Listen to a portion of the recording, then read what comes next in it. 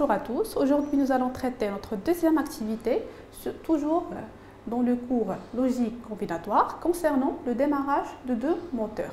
Alors ce cours est destiné aux élèves de la science d'ingénieur, niveau tronc commun technologique.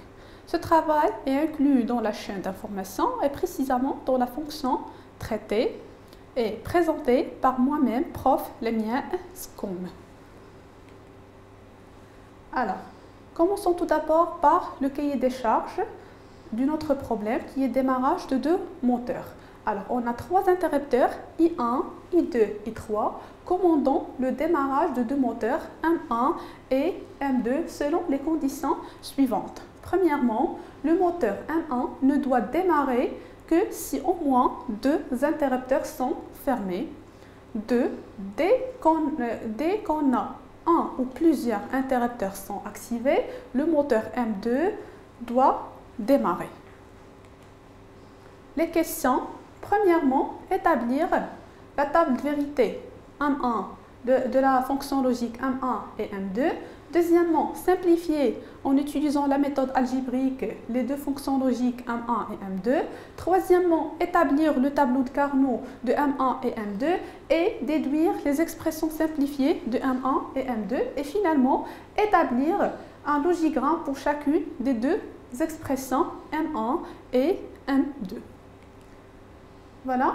Pour la première question qui est établir la table de vérité M1 et M2, donc déjà la table de vérité, si vous remarquez ici, on a trois entrées, donc automatiquement 2 à la puissance 3 égale à 8, donc on a 8 combinaisons possibles. Donc on doit remplir la table de vérité pour les différentes combinaisons possibles. Voilà, donc d'après le cahier des charges, on a le moteur M1 ne doit démarrer que si au moins deux interrupteurs sont fermés. Voilà, donc on trouve ici la fonction logique M1, donc égale à 1, dans le cas où I2, I3 égale à 1, donc au moins deux interrupteurs sont fermés. Également dans ce cas où I1 égale à 1 et I3 égale à 1, quand I1 égale à 1 et I2 égale à 1, et dans le cas où I1 et I2, I3 égale à 1. Donc dans ce cas, voilà, on trouve les différentes valeurs que vous voyez ici. Alors, pour la fonction logique M2, dès qu'un ou plusieurs interrupteurs sont activés, le moteur M2 doit démarrer. Donc, dans ce cas, on trouve les différentes valeurs que vous voyez ici. Donc, M2 prend 1 pour les différentes combinaisons, sauf pour la première, quand I1 égale à 0, I2 égale à 0, I3 égale à 0. Alors, pour la deuxième question qui est la simplification algébrique de M1 et M2. Donc, comme vous savez, simplifier algébriquement, c'est-à-dire en utilisant les différentes propriétés que vous avez déjà étudiées dans le cours, la logique combinatoire, on doit simplifier les deux fonctions M1 et M2. Mais avant ça, on doit tout d'abord extraire M1 et M2 d'après la table de vérité. Alors, comme vous voyez, on commence tout d'abord par la fonction logique M2. Donc la fonction logique M2, de la même façon, donc elle prend 1 pour les différents, pour toutes les combinaisons, sauf la première. Donc on peut calculer le M2 bar et on peut conclure par la suite le M2 en utilisant bien sûr le théorème de Morgan. Donc on a M2 bar égale, c'est le cas où I1 égale à 0, I2 égale à 0, I3 égale à 0. Donc, on obtient I1 bar fois I2 bar fois I3 bar. C'est bon? Donc, on peut conclure.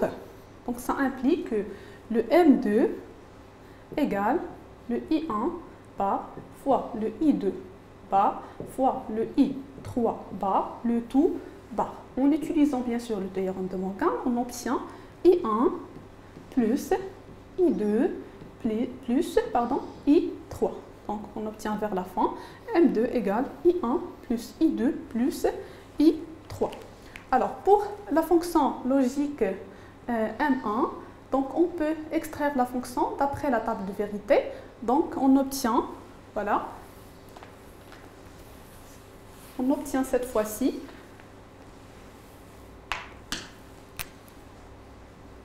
M1 égale Donc, M1 égale à 1 dans le cas où I2 égale à 1, I3 égale à 1 et I1 égale à 0. Donc, c'est I1 bar fois I2 fois I3. C'est bon? Plus, deuxième cas, où I1 égale à 1, I2 égale à 0, I3 égale à 1. Donc, c'est I1,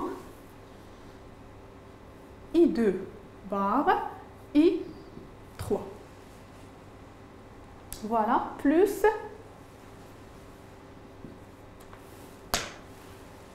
troisième cas, I1 égale à 1, I2 égale à 1, I3 égale à 0. Donc c'est I1, I2 fois I3 bar, plus le dernier cas, I1 égale à 1, I2 égale à 1, I3 égale à 1. Donc c'est I1 plus I2 plus I3.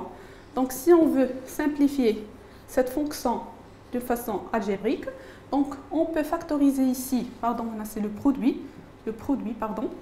On peut factoriser ici par I1, I2, donc on obtient I1 fois I2 facteur de I3 plus I3 bar, donc on a factorisé par ces deux termes, plus I1 bar, I2 pardon, I3 plus I1, I2 bar et I3.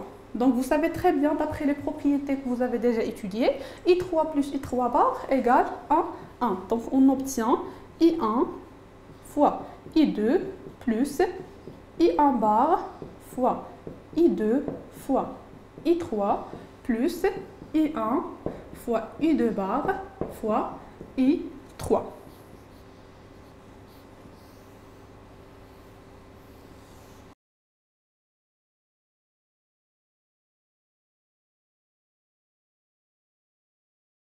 Donc, on peut s'apercevoir que cette méthode peut devenir très longue et très fastidieuse dès que le nombre de variables devient important.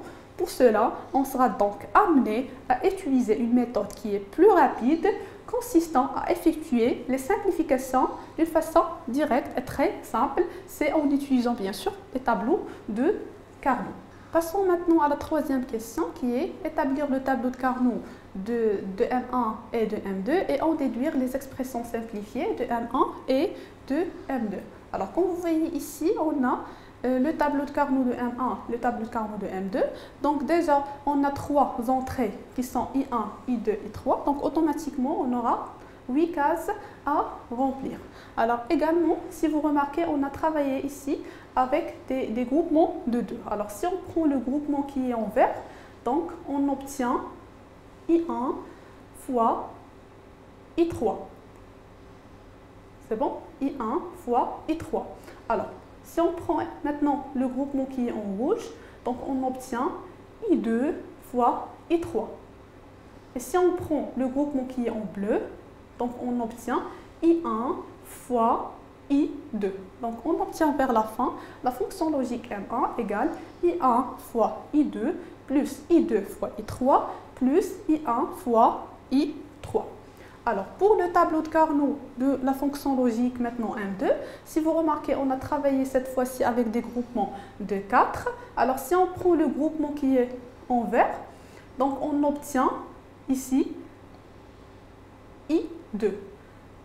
I2, voilà. Si on prend, voilà, c'est I2. Si on prend le groupement qui est en rouge, donc on a bien sûr I1, il varie, donc il reste, ici I2, il varie, il reste I3. Donc on obtient plus I3.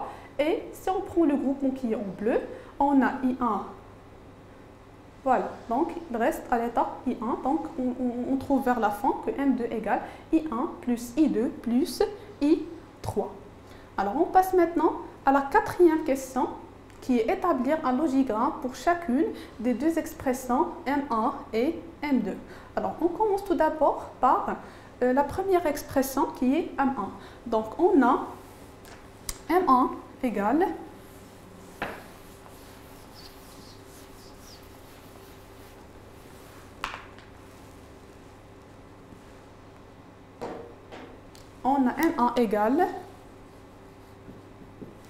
I1 fois I2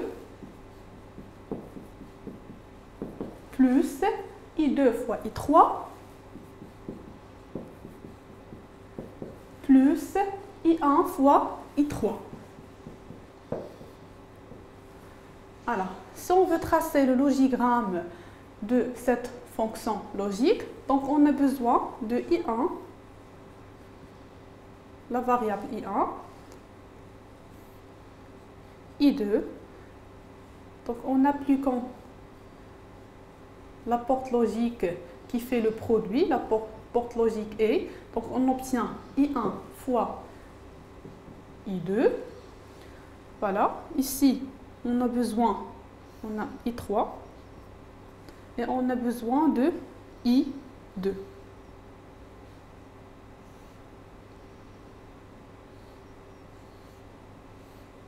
Donc ici I3 fois I2 et le troisième terme c'est I1 fois I3. Donc voilà I3 fois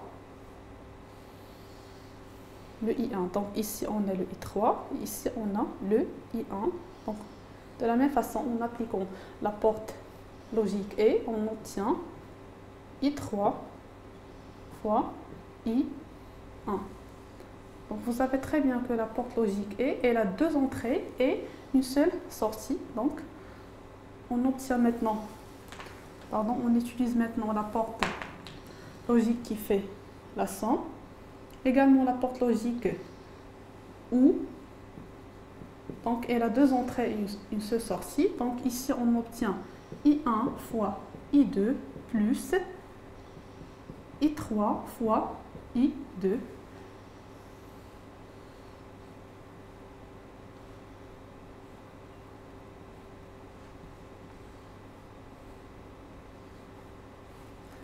Et voilà, ici on obtient la fonction logique M1. Donc voilà le logigramme de la fonction logique M1.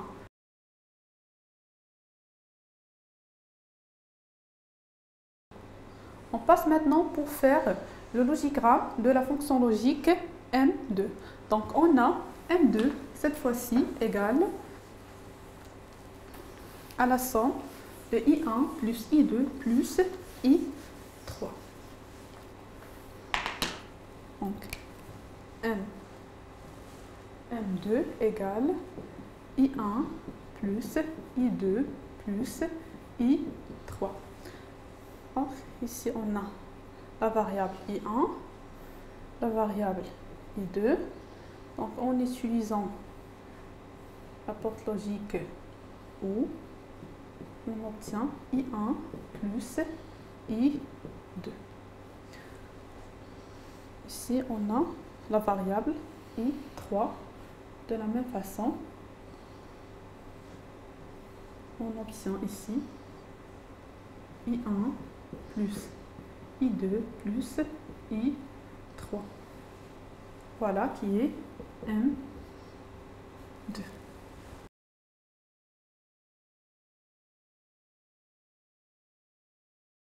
On s'arrête ici et merci pour votre attention.